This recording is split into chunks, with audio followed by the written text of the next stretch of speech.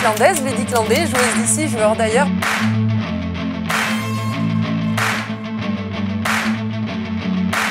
Et salut les Diclandaises et Ludiclandais, joueurs d'ici et joueuses d'ailleurs.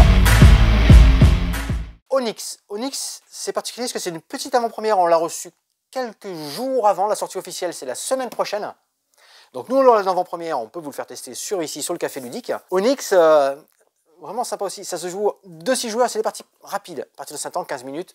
Oui, le petit bandeau Cédric, je sais, tu nous l'as mis en dessous avec les auteurs et les illustrateurs. Comment ça va se dérouler? On a des gemmes simples, on va récupérer une de chaque couleur pour chaque joueur, et là c'est pareil, bam, petite tête de jeu, c'est magnifique, sur fond blanc, sur fond noir pour ceux qui suivent comment on y voit. C'est pas génial? Excellent. Et ensuite j'ai mélangé les cartes parce qu'il y a des gemmes simples et des gemmes doubles.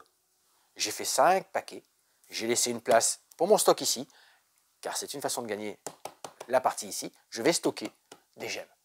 Et là c'est pareil, mon tour de jeu tout simplement, je vais choisir et annoncer une des gemmes que je veux récupérer. Si je choisis ici, on voit bien les cartes, hein, les couleurs, Cédric? Ah oui. La gemme rose, eh bien, je vais prendre les 2 couleurs adjacentes ici. Je les récupérerai dans ma main et je vais pouvoir les mettre dans une de mes collections.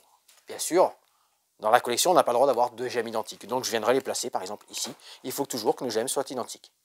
Une collection complète, comment ça se passe? Il faut qu'il y ait les 4 gemmes. Et à la fin de mon tour, lorsque j'ai une collection complète, je la mets de côté, dans ma zone de stockage. Et c'est ça que je vais compter en fin de partie. Fin de partie, à 2-4 joueurs, une pioche terminée, ça déclenche la fin de partie. On compte les cartes stockées. À 5-6 joueurs, il faudra qu'il y ait 2 pioches de terminées. Mais un petit peu avant, je reviens ici, mes cartes étaient ici. J'ai pris la rose, je l'annonce.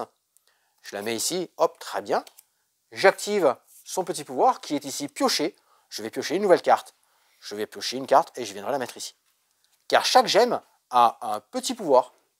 Piocher. La rose, c'est prendre une carte sur une pioche et l'ajouter à sa collection. Stocker. Stocker, c'est prendre une carte sur une pioche et la placer ici. Donc des points de victoire en fin de partie. Voler. Eh oui, on peut interagir sur le jeu des adversaires. Voler une des cartes de la colonne d'une collection d'un adversaire, celle dessus. Vous la volez, prendre sa collection adverse et l'ajouter à votre propre collection. Vous pouvez détruire aussi, lui détruire une carte. Toujours pareil dans sa collection, dans une de ses collections, et la carte du dessus. Vous la mettez dans la défausse du centre. Je voulais revenir sur la façon dont on récupère les cartes ici. J'aurais pu annoncer la jaune, et prendre que la jaune. J'aurais pu annoncer la rouge, dans ce cas-là, j'aurais pris les 3 rouges qui sont ici, car ça, c'est une carte double. Elle est autant jaune que rouge. Là, je ne peux pas, il y a déjà 2 jaunes. J'aurais été obligé de la mettre de ce côté-là, du coup, ça me fait 3 gemmes. Mais je ferai une collection qui avait 3 cartes. Oui. Exactement. On pourrait aussi être dans cette condition-là, je voulais faire comme ça, voilà. Si je suis ici jaune, je pourrais choisir celle-ci ou celle-ci. Car je vous rappelle, on prend les cartes, si j'annonce rouge, on prend quand elles sont adjacentes. Vous avez vu une petite mécanique de prise? Là, vous avez Onyx. Très sympa. Petite collection de cartes. Les actions sont ici. C'est très bien édité. Tout est repris sur les petites règles et les petites aides de jeu. Vraiment un petit jeu d'ambiance, cartes, sympa. On se met des petits coups foirés. On fait nos collections. On surveille toujours ce que font les adversaires. Et le max, on en met dans son stock pour avoir le plus de points et gagner à la fin de la partie.